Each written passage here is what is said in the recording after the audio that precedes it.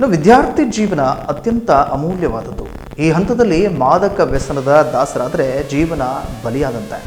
ನಿಮ್ಮ ಭವಿಷ್ಯ ನಿಮ್ಮ ಕೈಯಲ್ಲಿಯೇ ಇದ್ದು ಉತ್ತಮ ಭವಿಷ್ಯ ನಿಮ್ಮದಾಗಲಿ ಎಂದು ಸಿಪಿಐ ಚಂದ್ರಶೇಖರ್ ಮಠಪತಿ ಹೇಳಿದರು.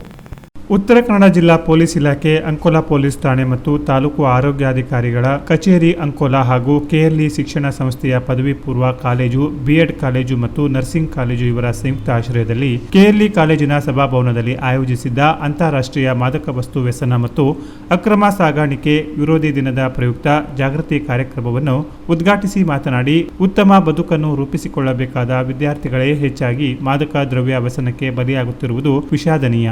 ಮಾದಕ ದ್ರವ್ಯ ಜಾಲದ ಕುರಿತು ವಿದ್ಯಾರ್ಥಿಗಳೇ ಮಾಹಿತಿ ನೀಡುವುದರ ಮೂಲಕ ಅಪರಾಧಿಗಳನ್ನು ತಡೆಯಬಹುದು.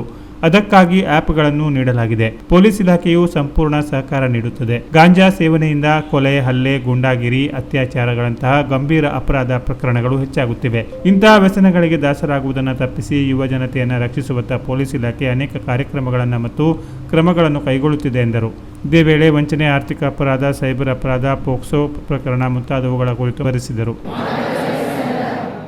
ದುಷ್ಪರಿಣಾಮದ ಕುರಿತು ಜಾಗೃತಿ ಮೂಡಿಸಲು, ಅದರಿಂದಾಗುವ ಅಪಾಯಗಳ ಬಗ್ಗೆ, ಮಾದಕ ದ್ರವ್ಯದ ದುರುಪಯೋಗದ ಹಿಡಿತದಿಂದ ಮುಕ್ತವಾದ ಸಮಾಜವನ್ನು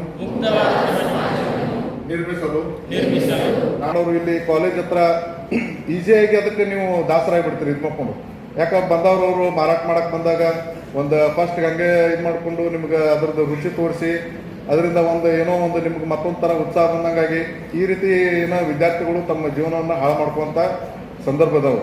ಈಗ ಜಾಸ್ತಿ NDPS ನಮ್ಮ ಕರ್ನಾಟಕ ಸರ್ಕಾರ ಈಗ ಯಾವುದು ಡ್ರಗ್ಸ್ ಮುಕ್ತ ಕರ್ನಾಟಕ ಅಂತೇಳಿ ಮಾಡ್ಲಿಕ್ಕೆ ಒಂದು ಆ್ಯಪ್ ಕೂಡ ಕ್ರಿಯೇಟ್ ಮಾಡಿದ್ದೀವಿ. ಇದು ಮಕ್ಕಳು ನೀವು ಪ್ಲೇಸ್ಟೋರ್ದೊಳಗೆ ಹೋಗಿ ಒಂದು ಡ್ರಗ್ಸ್ ಫ್ರೀ ಕರ್ನಾಟಕ ಅಂತೇಳಿ ಒಂದು ಟೈಪ್ ಮಾಡಿ ಅದನ್ನ ಆ್ಯಪನ್ನು ಡೌನ್ಲೋಡ್ ಮಾಡಿಕೊಂಡ್ರೆ ನೀವು ಎಲ್ಲೂ ಪೊಲೀಸ್ ಸ್ಟೇಷನ್ ಬರಬೇಕಂತ ಎಲ್ಲೂ ಇಲ್ಲ.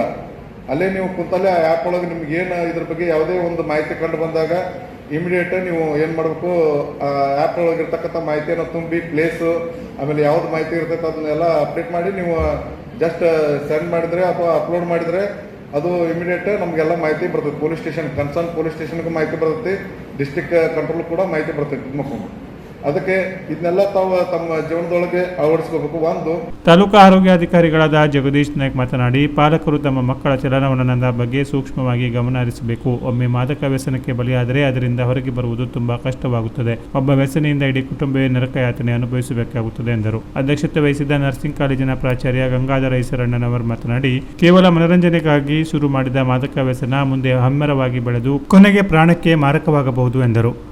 ವೇದಿಕೆಯಲ್ಲಿ ಪುರಸಭೆಯ ಮುಖ್ಯಾಧಿಕಾರಿ ಅಕ್ಷತಾ ಎಚ್, ಶಿಶು ಅಭಿವೃದ್ಧಿ ಇಲಾಖೆಯ ಸವಿತಾ ಜೋಶಿ, PSI ಸುಹಾಸ್, ಅಬಕಾರಿ ಸಬ್ ಇನ್ಸ್ಪೆಕ್ಟರ್ ಮಧುರಾಯನ್, ಶಿಕ್ಷಣ ಇಲಾಖೆಯ ಕಾಂಬಳೆ ಉಪಸ್ಥಿತರಿದ್ದರು. PSI ಉದ್ದಪ್ಪ ದರೆಪ್ಪನವರ್ ಸ್ವಾಗತಿಸಿದರು. PSI ಸುನಿಲ್ ವಂದಿಸಿದರು. ಕೃತಿ ನಾಯ್ಕ್ ಕಾರ್ಯಕ್ರಮ ನಿರೂಪಿಸಿದರು. ಪ್ರಾರಂಭದಲ್ಲಿ ಪಟ್ಟಣದ ಪ್ರಮುಖ ರಸ್ತೆಯಲ್ಲಿ ಜಾಗೃತಿ ಜಾಥಾ ಹಮ್ಮಿಕೊಳ್ಳಲಾಗಿತ್ತು.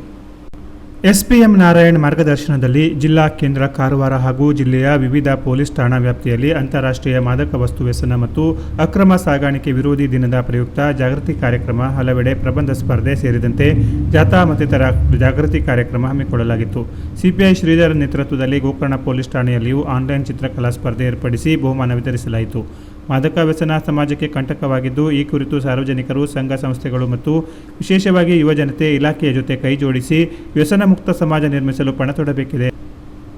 Canara plus news, Ankola.